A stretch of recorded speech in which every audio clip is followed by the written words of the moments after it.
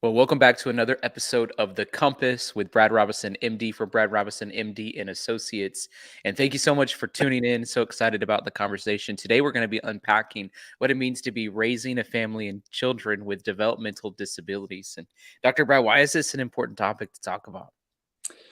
Well, yeah, I think a big part of the reason I think it's such an important topic to talk about is just that, it's out there. I mean, it definitely impacts families. There's a lot of families. We work with a lot of families here at our office that are raising children with severe developmental disabilities. I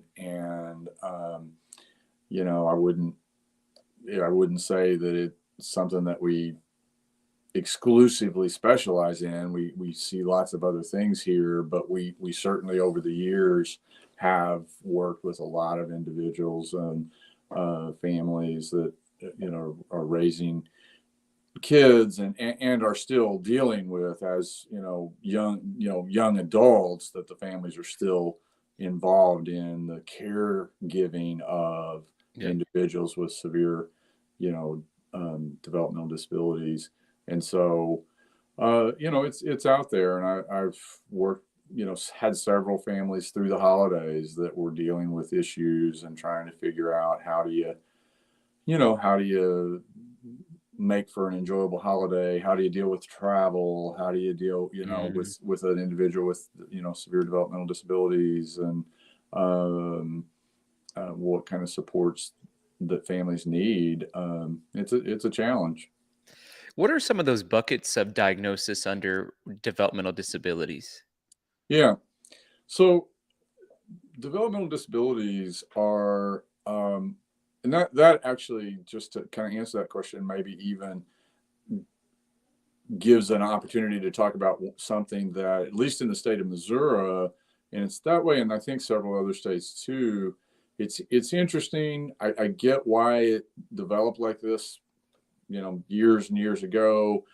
There's elements about why it's like this that I think are also problematic. But in the state of Missouri, the Department of Mental Health really does divide mental health and developmental disabilities. They're two silos of funding and programming and criteria, to meet Wow. criteria and all of that. So it's two separate things. And like I said, I kind of get why that is in some ways. In other ways, it creates artificial rules and regulations that sometimes don't always fit what is actually going on clinically. But yeah, it's a developmental disabilities is a broad category that encompasses an array of things. Primarily, you're looking at thinking about autism or severe autism, Yeah. nonverbal, individuals that really have struggled to develop, verbal language skills. You're talking about cognitive disabilities, low IQ. You're talking about physical disabilities that significantly impair mobility,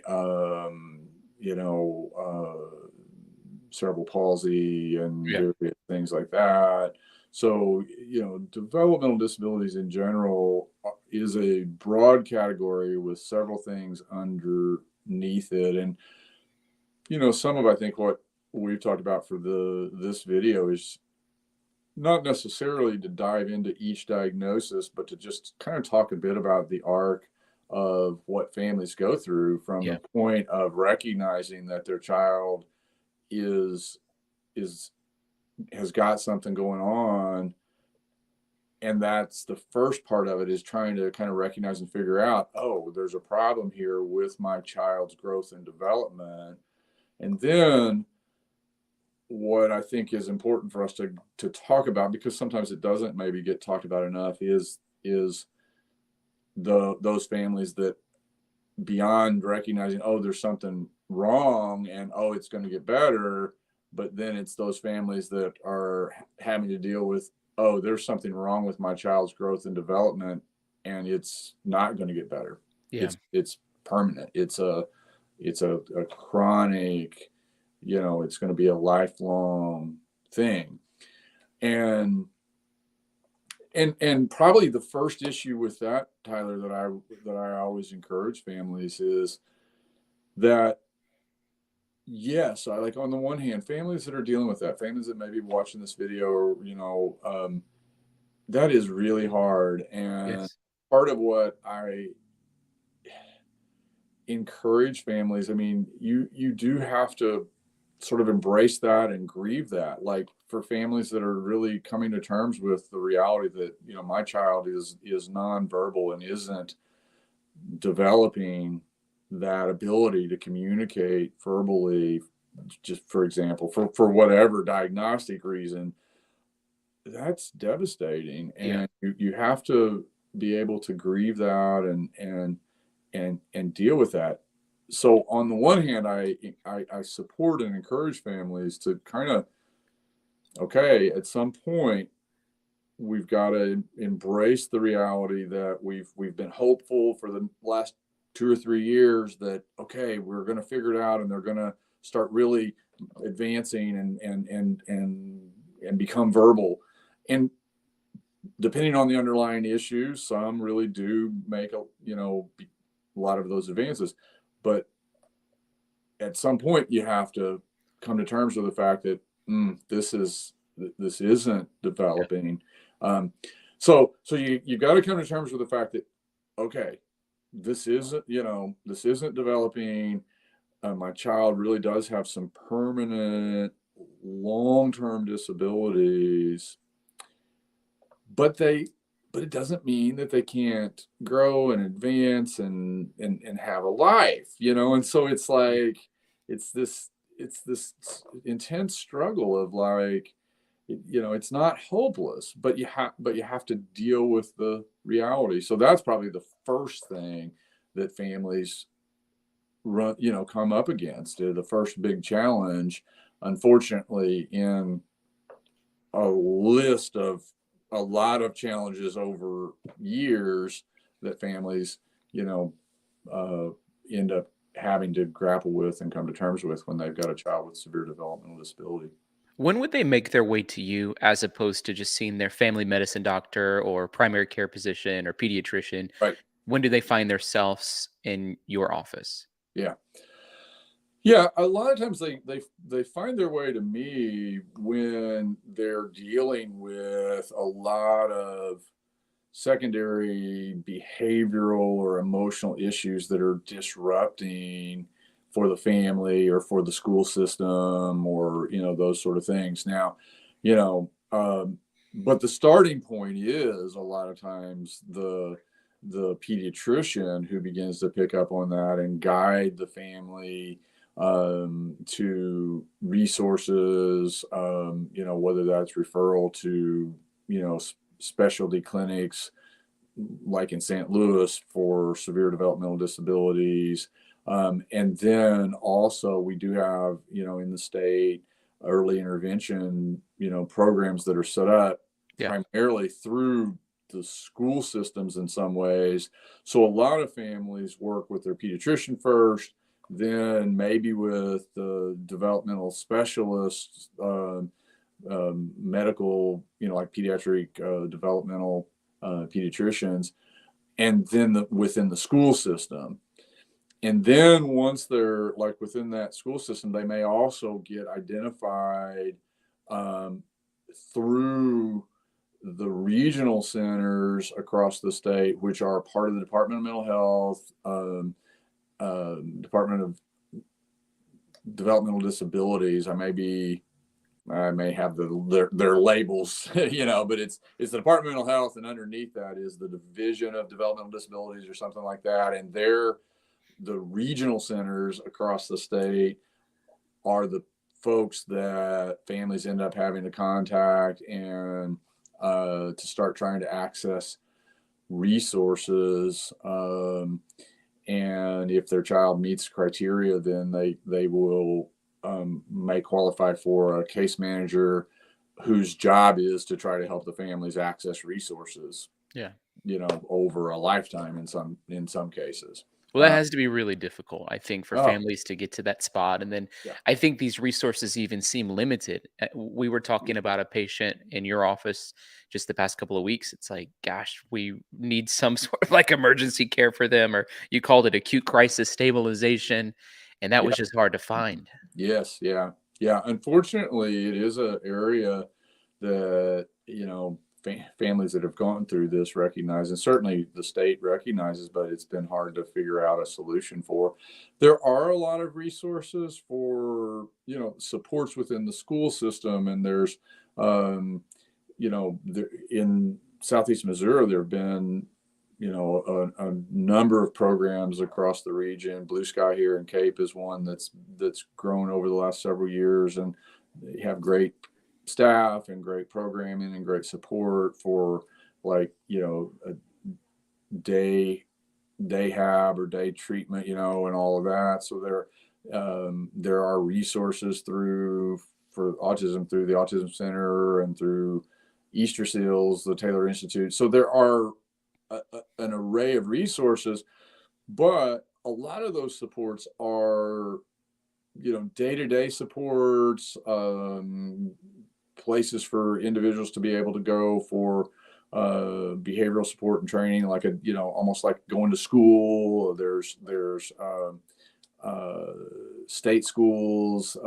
So there are those resources. But when a child or an adult with severe developmental disabilities, like the individual that I was working with this recently with, this nonverbal, but if they're in crisis where they're struggling with, acute agitation, and really it's beyond the family's ability to continue to maintain them, boy, there's a lack of resources. There's really not a crisis program in the state that's dedicated to support those individuals.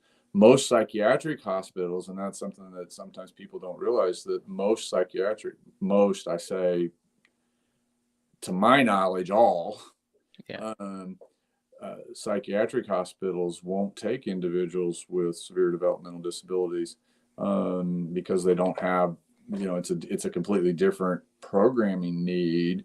So Yeah. in a sense, I get why they won't, but we need that resource. We need a resource where there is acute crisis stabilization. Um, so, I mean, that is an issue. Fortunately, it's not. I've worked with individuals with severe developmental disabilities for years, and it is rare that we need that, because most of the time we can pull together resources that can help the families manage in the home and help the individual stay in the home and manage well. But when we can't, it's a problem. Yeah, no, that's great. What are some of those things, like just pointers families can do if it is something that's like feels like, man, we really need a solution. There's not one. All we have is each other as a family. Yeah, yeah. What's sort of the talking points you have with them in those moments? I mean, utilize your resources. And sometimes that is family and friends. Sometimes that is family and friends. I've got several folks. I've got one young lady that I've worked with for years, who's very, she's very verbal and articulate, but has some developmental um, disabilities, and she's just wonderful young lady, in her 20s now, but also has just this beautiful network of support of family and friends that are just very have been just fantastic over the years, and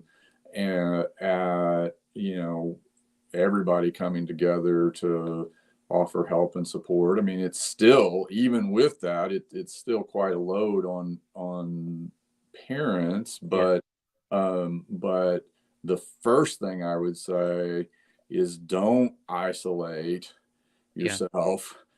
Really continue to utilize and build a network of support, and so that's the first and foremost thing I would say.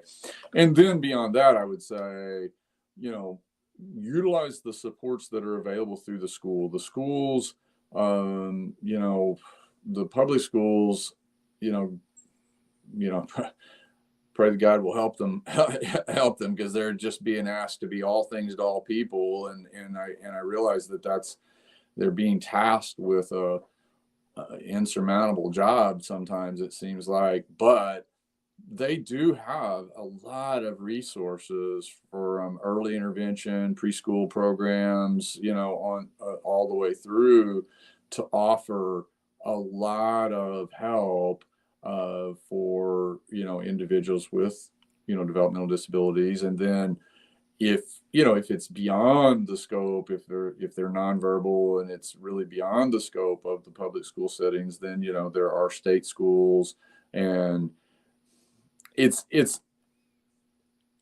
beyond, you know, it's beyond the scope of our time today to like organize a whole list of the resources. The thing I would say to families is, the families that I've seen manage this the best really do become experts at how to access Yeah. resources, you know, so Yeah.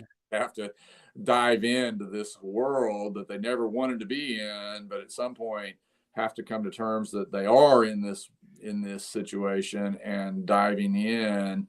And the regional center and case management through the regional center, which, again, another little technical thing that sometimes helps people kind of understand how to navigate it when they realize this, is that the regional center will be your access point, your starting point, but then they contract out the case management to other organizations. Like most of Southeast Missouri, a lot of their contract for case management is with Catholic Charities. So you'll contact somebody at the regional center. They'll help guide you through some of the initial phases of figuring out evaluations and whether or not you meet criteria. And then if you know your child does, they'll set you up with a case manager. And then once you've got the case manager, that's a part of what that case manager's job is to try to help families, you know, figure out, oh, okay, well, there's Easter Seals offers this program, or, well, this might be a state school thing, or, well, how do we get funding for this? That's you kind of got to get to that point and get that case manager and start accessing those resources, which are beyond what the public school offers. When I'm thinking about some of these families, I'm thinking of so many moms that I know that carry a lot of guilt about some of the decisions that they're making, and I would Yeah. imagine that that is even amplified in a situation like this. Oh, yeah. Yes. Massive, for so many parents in that situation. And just, you know, carrying guilt, and sometimes it's guilt about, you know, stuff that's, you know, the vast majority of the time, it's guilt about stuff that the parent had no control over. Yeah. No, no control over. I mean, you know, you don't have control over these rare genetic disorders that, you know. Right. So, you know, you got to get past some of the guilt, but it's hard. You know, a lot of the families that I talk to, I think, would say, you know, that it's even um, even once they get past that initial guilt, you know, and come to terms with the fact that this really wasn't something that we could control. But then I, they have difficulty a lot of times with their, I guess, what I would call grief guilt. Yeah. In other words, they're grieving the loss of the ideal child that, you know, or the, you know, Mhm. perfect child that's development, you know, quote unquote neurotypical, you know, they may grieve the loss of that, and then they feel guilty because they're grieving. You know, they're like, oh well, I Yeah. shouldn't feel that way. Well, I mean, it's okay. You know, don't try to over control that. I mean, you're going to have some grief, and it's okay, but work through the grief so that Yeah. you can really embrace your child and the gifts that your child has, and the and you know, be there to support them, and all of that. And then the other aspect of grief that or guilt that some parents have too is exhaustion guilt. Mm. You know, you're doing the best you can, and Yeah. it's okay to step back. Yes, you're going to have to work hard. You're going to have to work hard. It's going to be exhausting. You have to come to terms with that. You can't throw up your hands and walk away from your child. Not, extremely rarely do I ever see that happen. I'm not saying that happens, but what I'm trying to say is, yes, you're going to be jumping in and dealing with things for a long time that some other parents don't have to deal with, and it's exhausting. Yeah. Um, but the flip side of that coin is, don't feel guilty about being exhausted. Yeah. You do need to take care of yourself. It's the thing that they say, the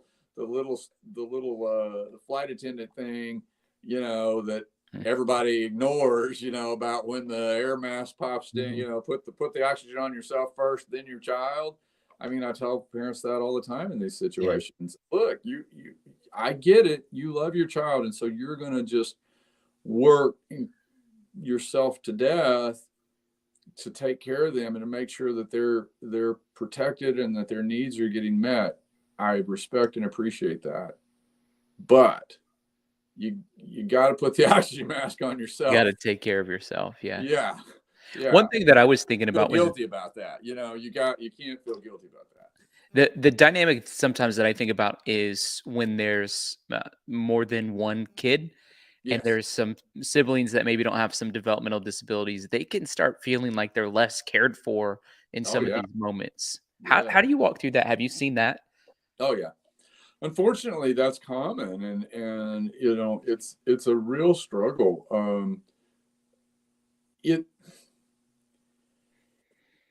I mean, the way I think about that, and it's sad to say, Tyler, but the reality is that, like, the divorce rate, for example, amongst family parents where they're raising a child with developmental disabilities, I mean, the divorce rate in this country is high anyway, but it's really high in that group.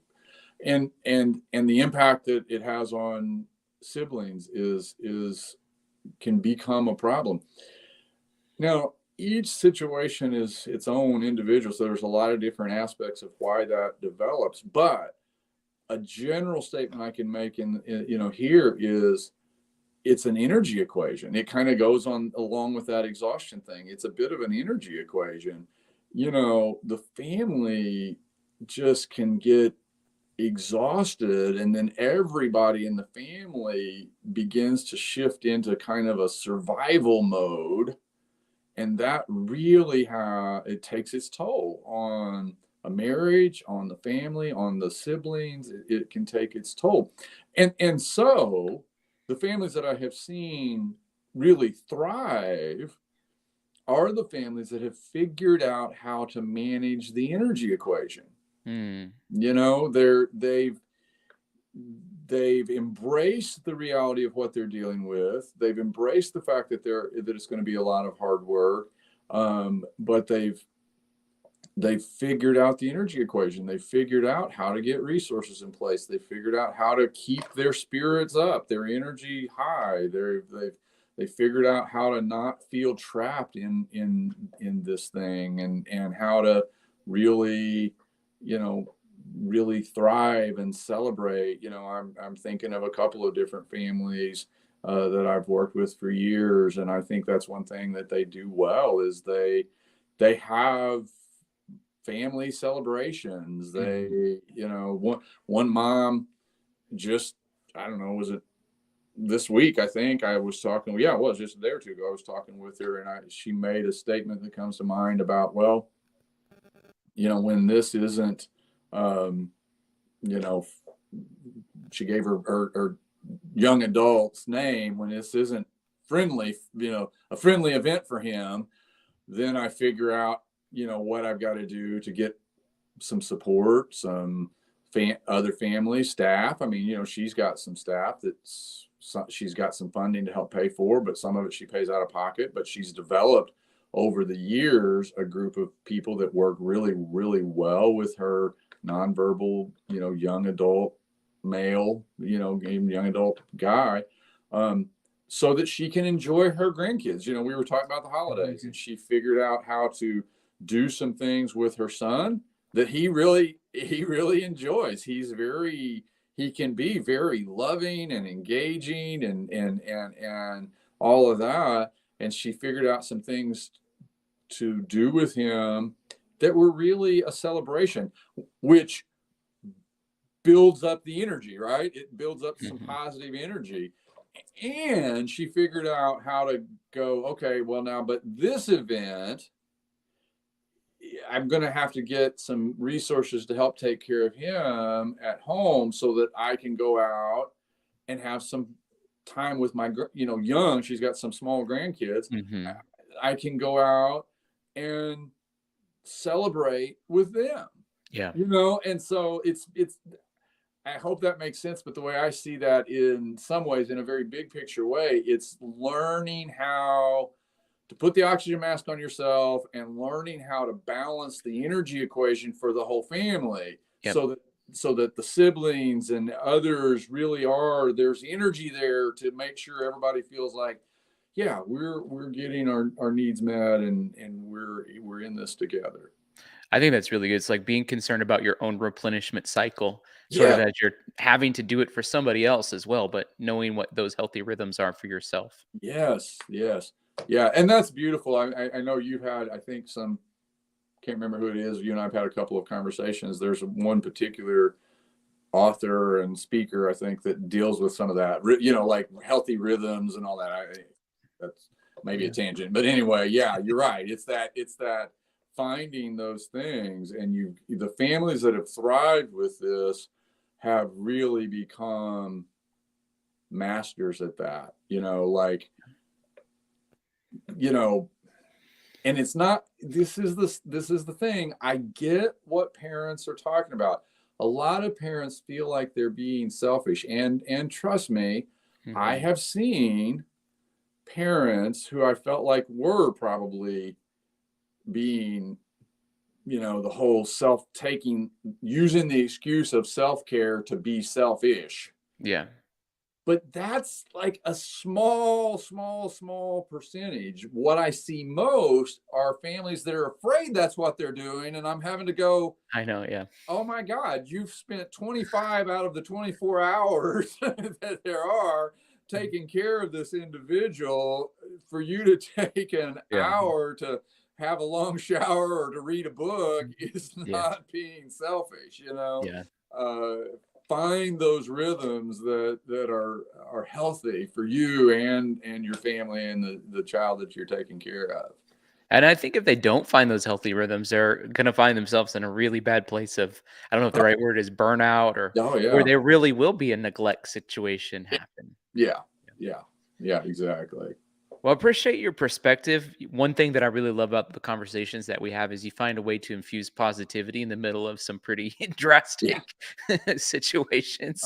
And so I just felt encouraged for families today talking to you despite sort of the heaviness or weightiness of what they may be dealing with. So I appreciate Well, that. one thing I want to comment on that as we wrap up too, a part of where that infusing that positivity comes from me is, like, the stories that I was telling are real stories. I'm not making those stories up. So the positivity for me comes from, seeing these families that are tired and exhausted and overwhelmed and dealing with difficult things, and sitting with them when they've been crying and overwhelmed, but also seeing their strength and beauty and positivity. So, like, I feel like I'm just sharing what I've seen, in some just amazing individuals, and individuals with developmental disabilities and their families that are just amazing.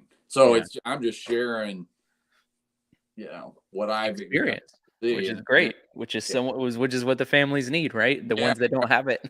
yeah, absolutely.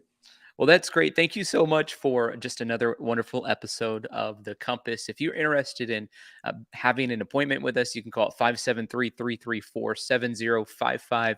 We'd love to have a conversation with you. Thank you so much for tuning in to this episode of The Compass.